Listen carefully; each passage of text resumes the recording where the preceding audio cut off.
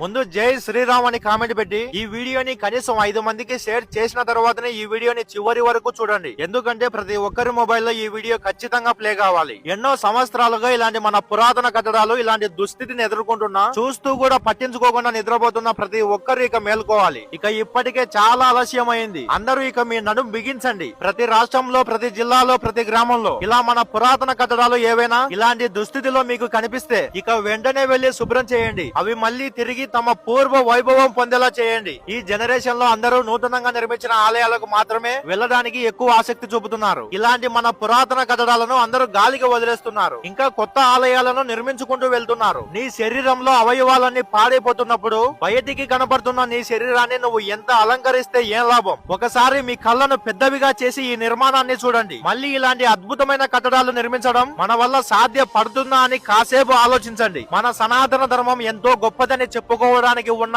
ఏకైక సాక్ష్యాలు ఇవి. అలాంటిది ఇవి ఇప్పుడు మన నిర్లక్ష్యం వల్ల ఇంకొన్ని సంవత్సరాల్లో ఇంకా దాడులకు గురై దారుణమైన స్థితికి వచ్చి శిథిలమైపోవడానికి సిద్ధంగా ఉన్నాయి. ఇలాంటి పురాతన కట్టడాలు మీ గ్రామాల్లో ఉండడం మీ అదృష్టం. కానీ మీ దౌర్భాగ్యం ఏంటంటే వాటిని ఇలా చెత్త వేసే చెత్త బుట్టలా మార్చేసుకోవడం. మన సంస్కృతికి సాంప్రదాయాలకు మూల స్తంభాలైన ఇలాంటి పురాతన కట్టడాలను మనం శుభ్రం చేయకపోతే, మనం రక్షించుకోకపోతే ఇంకా ఎవడు వచ్చి శుభ్రం చేస్తాడు? ఇంకా ఎవడు వచ్చి రక్షించుకుంటాడు? ఇప్పుడు మీరు చూస్తున్న ఈ కోనేరు కడప జిల్లాలోని దువ్వూరు మండలంలో ఉన్న ఇడమడక అనే గ్రామంలో ఉంది. ఈ కోనేరులో మలమూత్ర విసర్జన చేస్తున్నారు. మద్యం సేవించి మందు సీసాలను ఈ కోనేరులోనే పగలగొట్టి వెళ్తున్నారు. ఇంకా బాధాకరమైన విషయం ఏమిటంటే ఇక్కడ మన దేవుళ్ళ విగ్రహాలను ఎవరో కొందరు మూర్ఖులు పగలగొట్టారు. ఎంత దారుణమైన స్థితికి తీసుకొచ్చారో చూడు ఈ కోనేరును. ఏంటి చూస్తున్నావు కదా? ఇక ఇప్పటికీ మించిపోయింది ఏమీ లేదు. మన పూర్వీకులు కట్టిన కట్టడాలు కదా. ఎవరు ఎన్ని దాడులు చేసినా గానీ చెక్కు చెదరలేదు. ఇవి శిథిలమై పోకముందే మనం వీటిని కాపాడుకుందాం. ముందుగా ప్రతి గ్రామంలో యువత ముందుకు రావాలి. ఎందుకంటే యువత ఇప్పుడు సోషల్ మీడియా, ప్రేమ, జూదాలంటూ చెడు వాటికి బానిసలైపోతున్నారు. కనీసం వాళ్ళు మన దేవాలయాల వైపు చూడటం లేదు. దానికి కారణం వారి తల్లిదండ్రులు. చిన్నప్పటి నుండి వాళ్లకు మన సంస్కృతి సాంప్రదాయాల గురించి తెలియజేయకపోవడం వల్లే వాళ్ళు అలాంటి వాటికి ఆకర్షితులవుతున్నారు. ఒకవేళ అలా తెలియచేసి ఉంటే ఈ రోజు యువత అలా చెడు దారిలో వెళ్లే వాళ్ళు కాదు. మన పురాతన కట్టడాలు ఇలాంటి పరిస్థితిలో ఉండేవి కావు. ప్రతి ఒక్క తల్లిదండ్రి ఖచ్చితంగా మీ పిల్లలను రోజు 1 గంట ఆలయాలకు తీసుకువెళ్ళండి. వారికి మన మహాభారత, భగవద్గీతల గురించి తెలియజేయండి. మొత్తానికి మేమందరం కలిసి ఈ కోనేరును శుభ్రం చేసి దీనికి పూర్వ వైభవం అందించాం. ఇక ఇప్పుడు నీ వంతు